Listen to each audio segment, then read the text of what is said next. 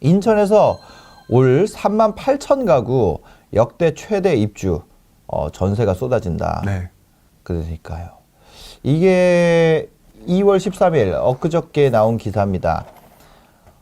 지난해보다도 2배가 더 늘어났고 상반기에는 17,000 가구, 그러니까 입주가 3만 8천이고요. 분양이 17,000이 더 있습니다. 네. 연도별로 역대 가장 많은 수치. 네.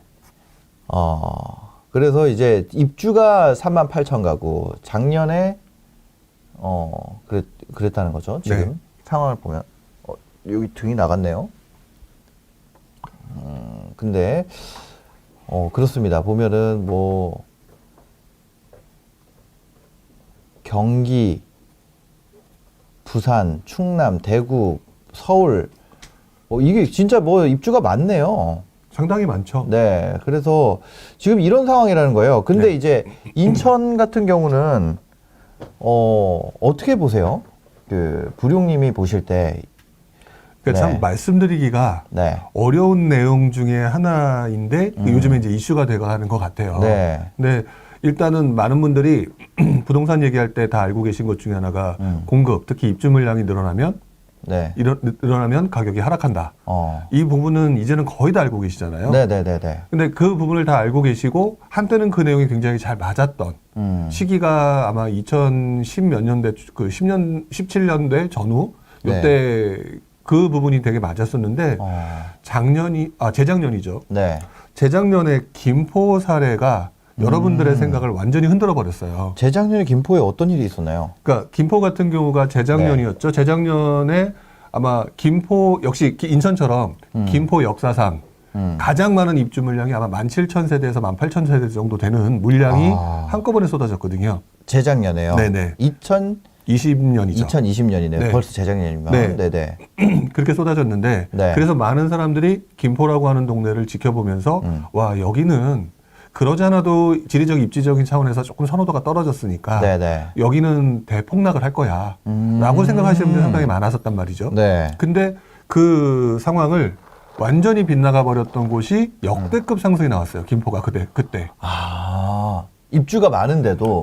그러니까 입주가 역대급 최고 물량이었는데 네. 또다시 반대로 역대급 상승 상황이 나왔거든요. 아니 그러면은 입주가 많더라도 오를 수도 있고 입주가 적더라도 내릴 수도 있다는 얘기죠. 네, 그렇죠. 이제 그 부분이 이제 그동안 이제 원론적으로 이해하셨던 분들이 네네. 굉장히 좀 멘붕이 왔던 이런 상황이 있었고 네네. 또 그 경험이 있다 보니까 지금 현재 인천 시장을 보면서 네. 되게 많이 이제 혼란스러운 거예요. 왜냐면은 당연히 떨어질 거라고 생각하는데 야 혹시 또 김포처럼 되면 어떡해?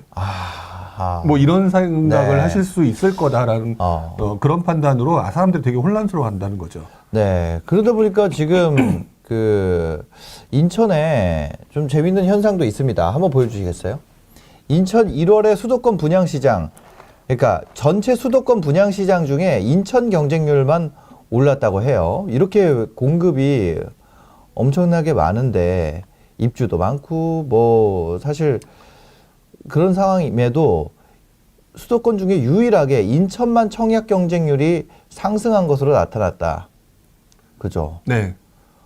이거는 사람들 관심도는 계속 올라간다는 네, 거죠. 높다라는 거죠. 그러니까 이거를 버틸 거다. 이런 물량이 있던 말던 네. 인천은 버틴다. 네. 이런 마음이 있으니까 이런 청약 경쟁률이 나올 거 아니에요. 그러니까 말씀하신 것 네. 또 그 하나의 이유가 될 것이고요. 또 하나의 이유는 네. 상대적으로 싸서일 가능성이 또 높겠죠. 아. 그러니까 서울하고 인천하고 경기도라고 하는 지역은요. 네. 지리적 특성상 서로 대체 효과가 발생하는 곳이거든요. 네네네. 그러니까 서울에 집을 사고 싶은데 서울에 집을 못 사니까 경기도의 좋은 지역 네. 또는 인천 중에서도 서울과 가까운 곳 이렇게 움직임이 바로 옆으로 연결될 수 있는 동네이다 보니까 네네. 서울, 경기, 인천은 따로 떼어놓고 설명을 하기가 되게 어려운 동네예요. 근데 이번 같은 경우도 서울하고 경기도 지역은 굉장히 많이 네. 올랐고요. 네네. 그리고 2021년 작년도에 인천이 상당히 많이 올랐던 거는 사실인데 그래도 아직까지는 서울, 경기 일부 그 선호 지역에 비해서는 네네. 상대적으로 싸다. 그렇다면 이왕이면은 인천을 가더라도 교통이 좋은데 서울에 진입이 좀 편한데 일자리를 가기 편한데 쪽에서는 네. 조금이라도 인천에서도 충분히 출퇴근할 수 있지 않을까라고 하는 사람들이 있을 테니까 이분들이 당연히 관심을 보일 수밖에 없고요. 네. 그리고 또 약간 그 관성법의 법칙처럼 네. 인천이 그동안 굉장히 많이 올랐으니까 또 관심을 갖고 있는 사람들 뭐 이런 사람들이 여전히 좀 남아 있겠죠. 그러니까 이런 것들이 지금 맞물리면서 인천의 경쟁률이 그대로 지금 현재 어느 정도 다른 지역에 비해서 이어지고 있는 것처럼 보여지는 것 같고요. 네네네네. 실제로도 지금 보게 되면 인천의 그 상승률이 둔화되고 있는 건 맞는데 서울, 경기, 인천에서는 여전히 높은 편에 속해요. 아, 다시요. 그러니까 KB 주간 상승률 같은 걸 보게 되면은요. 네네. 서울의 서울의 상승률, 네. 그다음에 경기도의 상승률, 인천의 상승률 보게 되면 네네.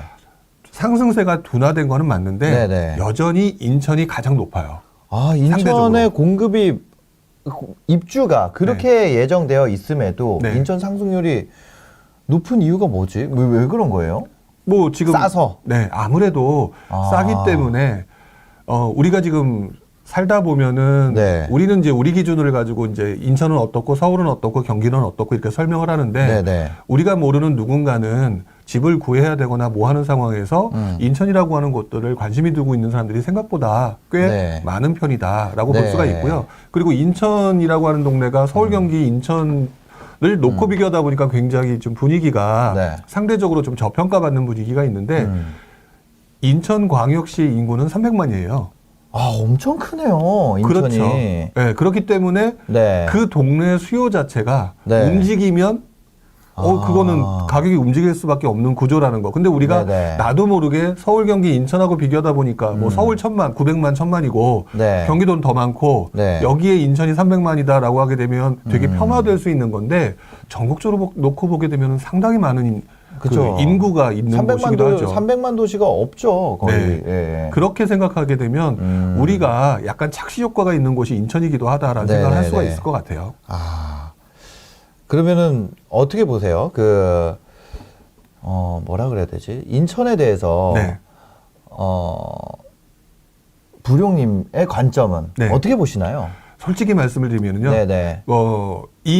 지금 우리 라이브 영상을 보시는 분들 모두한테 일관적으로 하나의 답이 나올 수는 없어요. 근데, 전 개인적으로 네. 다주택자분들 있죠. 다주택자. 네, 다주택자분들, 그리고 이제 좀 이것저것 뭐 그동안 투자를 많이 하셔서 네. 좀 복잡해지신 분들. 네네. 이분들은 조금 쉽게 표현하자면 건들지 마라. 아, 지금 움직이지 마라. 그냥 인천은. 인천을 지금 다주택자라면 건들면 안 된다. 네, 왜 그러냐면은 네. 상대적으로 지리적인 입지는 분명히 그 세 군데 지역 중에서 조금 애매한 곳이라고 네네네. 물론 그 중에서 송도 같은 경우는 좋긴 하지만 네네. 일단 일반적인 그 기준으로 말씀을 드리면 좀 그런 부분이 있으니까 가능하면은 이분들은 내 그 포트폴리오 자체가 꼬일 수 있으니까 건들지 마라. 네네. 괜히 복잡해진다라고 저는 표현할 수가 있을 것 같고요. 오히려 저는 조금 포커싱을 맞추는 분들이 네.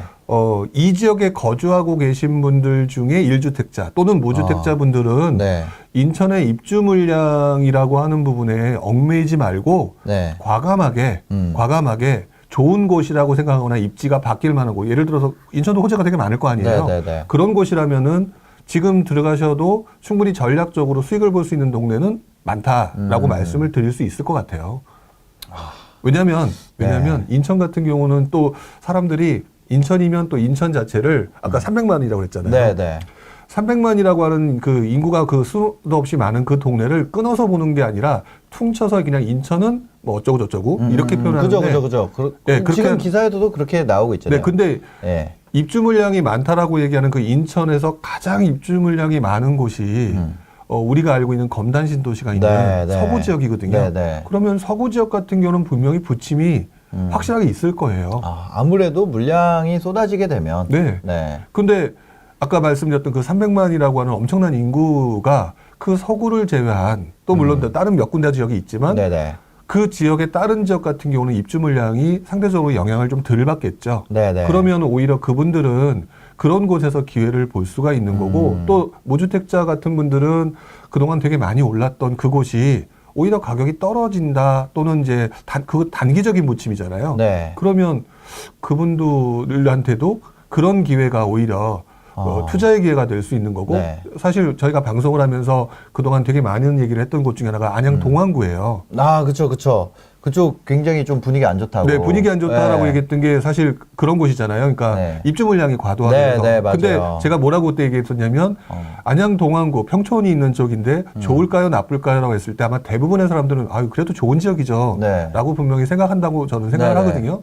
그렇기 때문에 저는 그 가격의 그 떨어짐이 단기적인 부침이기 때문에 충분히 누군가에게는 도움이 될 수 있는 투자 기회다라고 네. 말씀을 드릴 텐데 역시 인천도 마찬가지인 것 같아요. 우리는 인천이라고 하는 동네를 서울과 경기 일부 지역을 놓고 비교하기 때문에 좀 애매한 건데 네. 인천으로 들어가서 세부적으로 보게 되면 그 동네도 좋은 동네가 많다는 거죠. 아. 뭐 대표적인 경우로 송도라고 얘기를 하는 그 연수구 지역도 있을 거고요. 네. 그다음에 예를 들어서 지금 말씀드렸던 서구의 입주 물량에 상대적으로 조금 영향을 덜 받는 예를 남동구 같은 경우는 네. 인천에 예를 들어서 인천시청이 있는 곳 또는 네. GTX가 통과되는 인천시청역이 통과되는 곳 뭐 이런 지역이 있을 수 있고요. 네. 미추홀구 같은 경우는 예를 들어서 지금 현재 뭐 재개발이라든지 이런 것들 때문에 물량이 좀 늘어날 수 있을지 모르겠지만 네. 결국은 그 동네가 굉장히 예전에 구도심으로서 네. 좀 이렇게 좋지 못한 평가를 받았던 곳이기 때문에 장기적으로는 바뀔 수 있는 동네 네. 또는 뭐 계양구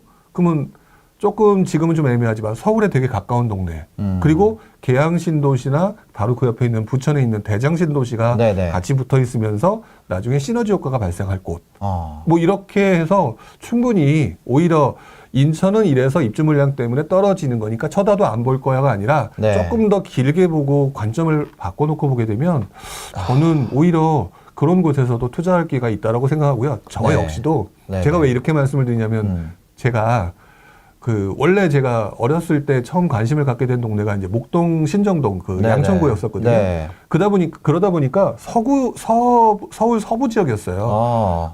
그런 과정에서 돈이 없는 사람들이 쳐다볼 때는 서울 중심부가 아니라 자꾸 옆으로 가다 보니까 부평이라든지 이런 곳을 봤었단 말이죠. 부천. 예.